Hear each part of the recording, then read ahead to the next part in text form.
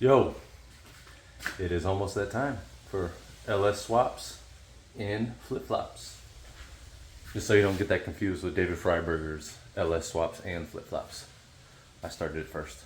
But we are here doing the usual. Before I do an LS swap, I do a video on the parts to LS swap said vehicle.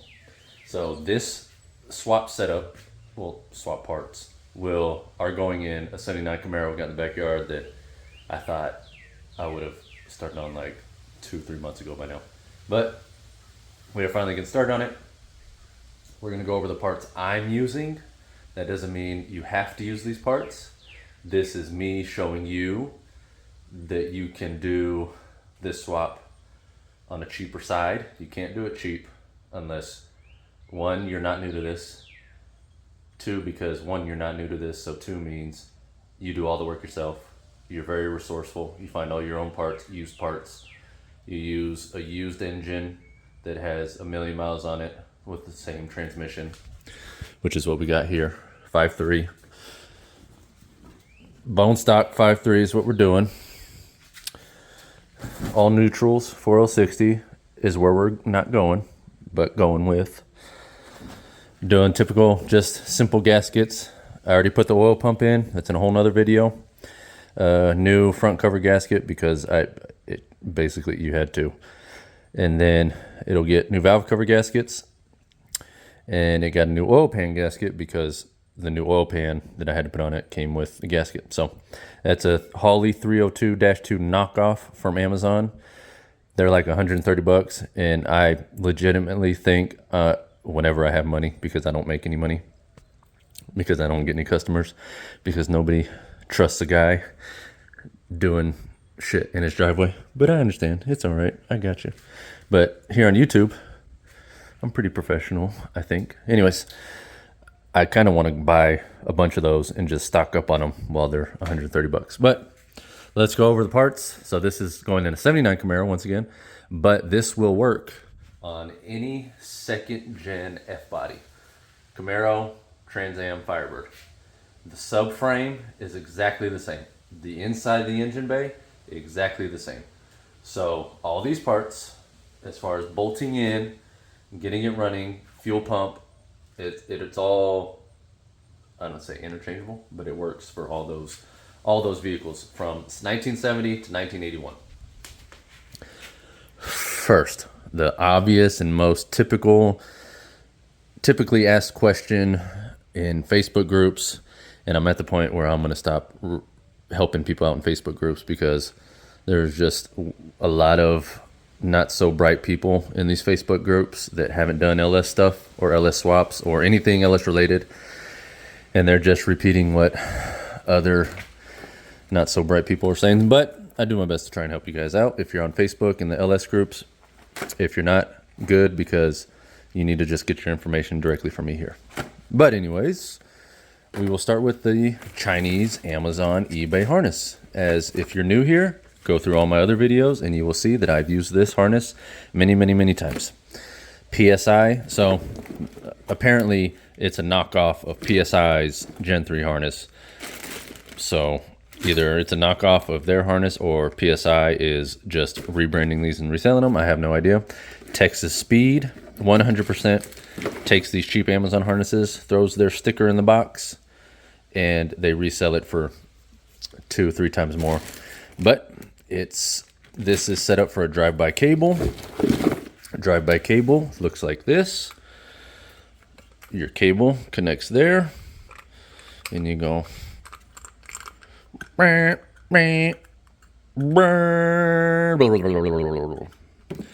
what that does. We got, let me stick to this. So drive-by cable setup. I have never had an issue with one of these harnesses. I believe this is number 7 I'm using.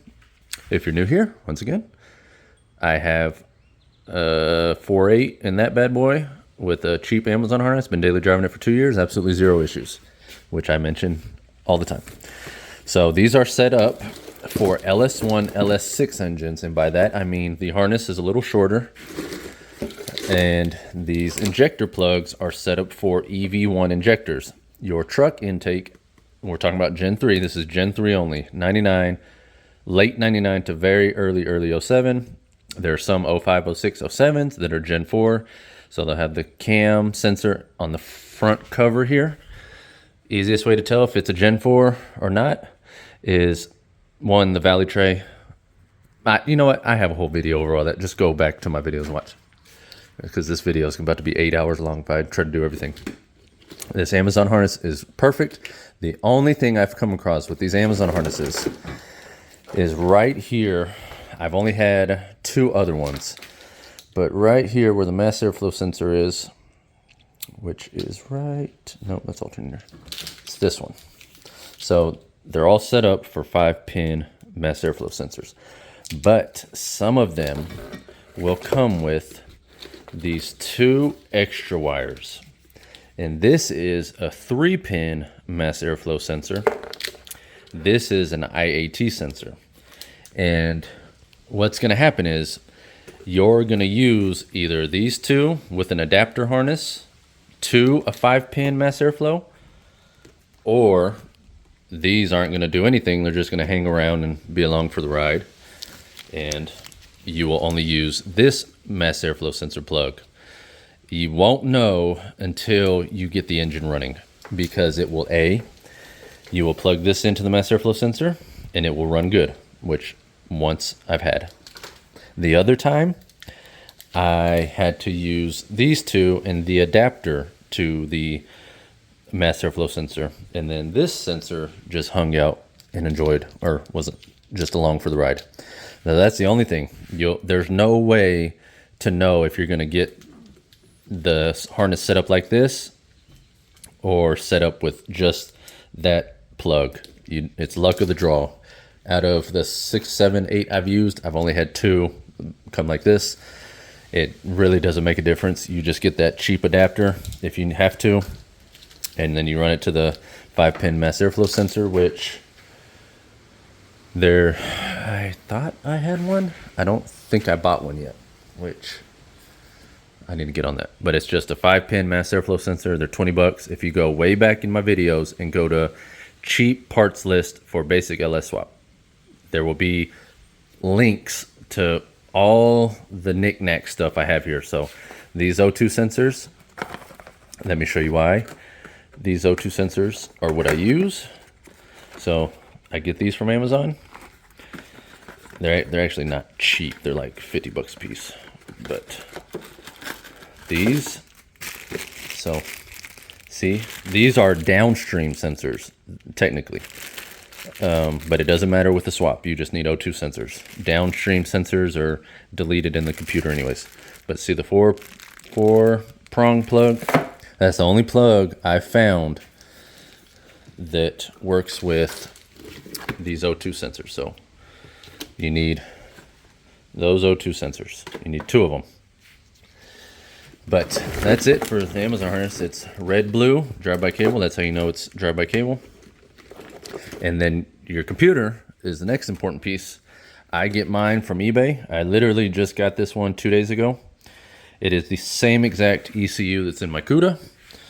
And all you do is you type in LS swap ECU, and you can put 4.8 4L60, 5.3 4L60, 6.0 4L80E. Put in whatever your setup is. I'm obviously running a 5.3 and a 4L60 with a drive-by cable. It is very important that your computer is set up for whatever throttle body you're using. So drive-by wire would be blue-green, and drive-by cable is red-blue. Now, yes, somebody's gonna comment, oh, there's some Gen 3s that are blue-green, and those are drive-by cable. Yes, I know. Fuck, I know. But not this one. So if you don't have that, you don't worry about that. If you do have that and you don't want to deal with that, you get you a cheap red-blue harness, and you get you a $160 red-blue ECU, plug it in, good to go. Get rid of that blue-green drive-by cable, confusing stuff, and blah, blah. Next, we have our fuel pump. This is expensive. This is not cheap. This is not for budget builds. This is a HOLLEY retrofit in-tank pump. and this will work from any 1970 to 1981 fuel tank. It is built exactly like the factory sending unit in the tank. It's got the locking ring. You pull your factory sending unit out, which we'll have a video on this very soon because I'm about to do the fuel system. It goes in and locks exactly like your factory sending unit. All that's added is this plug. There's another plug that plugs into this, and it's just how you hook it up. So purple will be to sending unit, black is ground to battery, black and white is ground to body, and gray is power. So technically you really don't even have to plug in purple, but if you want your fuel gauge to work, that's what you plug in. And that's it. That's 430 bucks. It is 100 times worth it. I can't explain that enough. Great fuel pump. Now we move on to how I'm going to mount it in the car. So I have a video on this way back. It might be after I show that we got the Camaro, but I don't remember exactly. But these are dirty. These are knockoff slider plates because they slide through those openings on your bolts.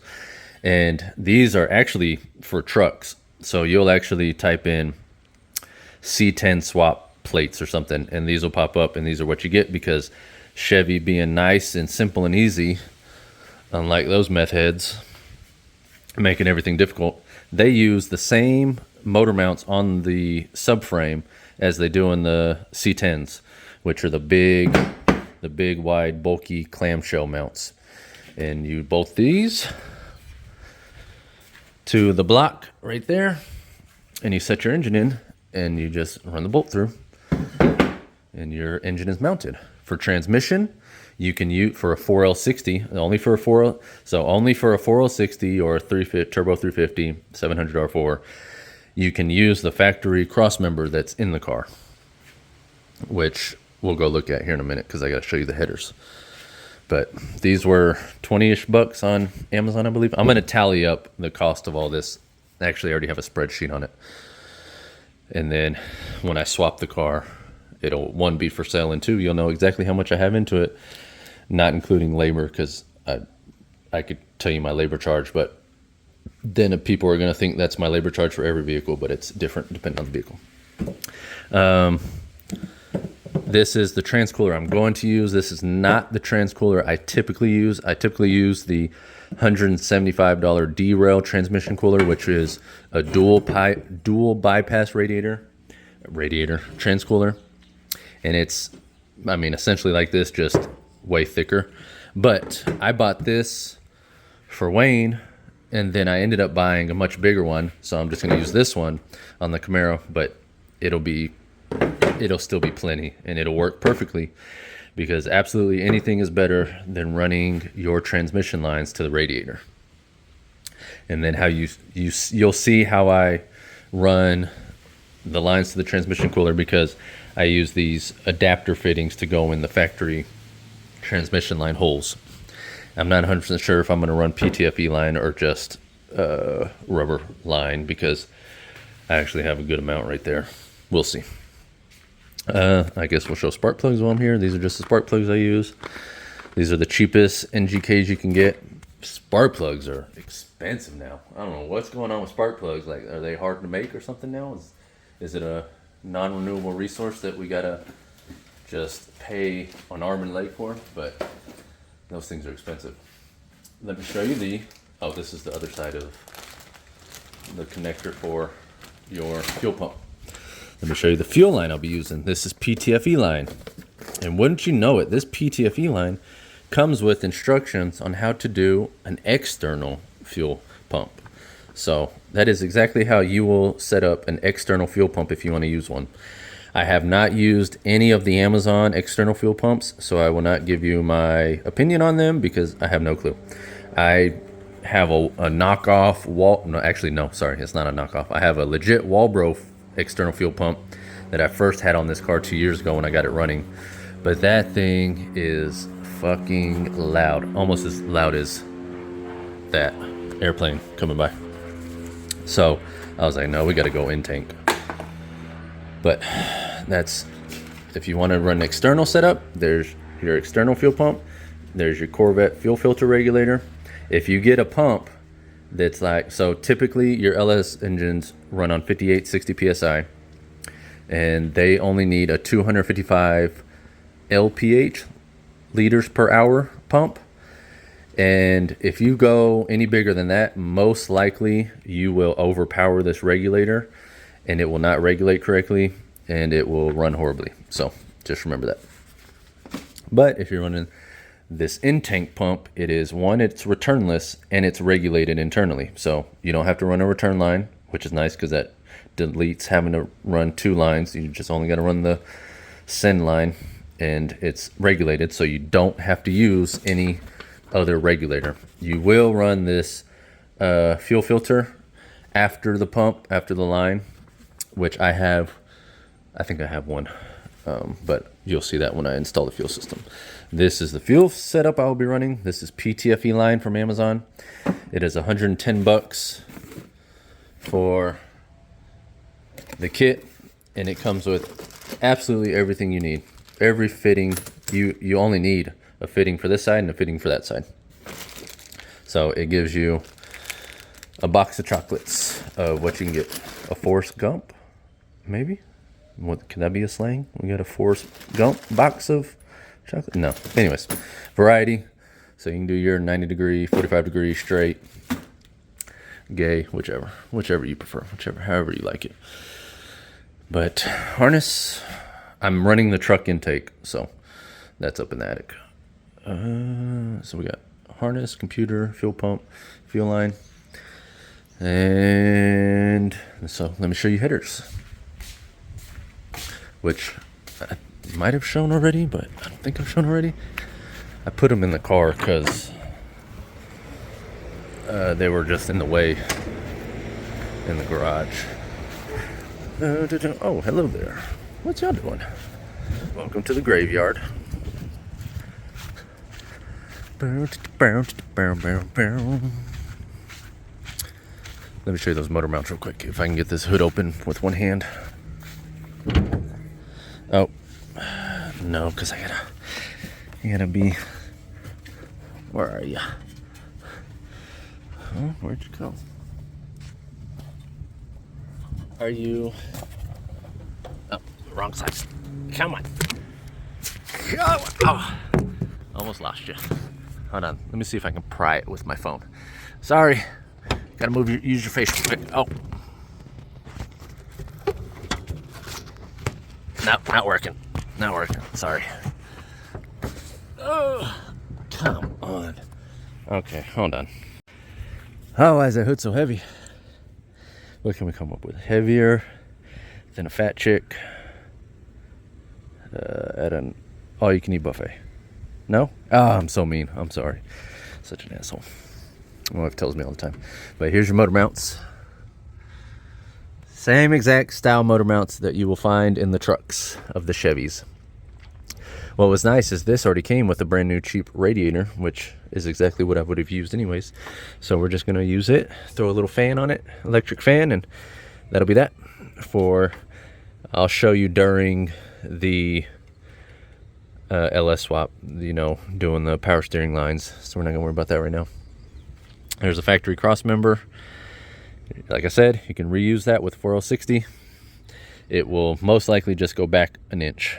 It's dependent on how you mount the engine transmission, or how you mount the engine.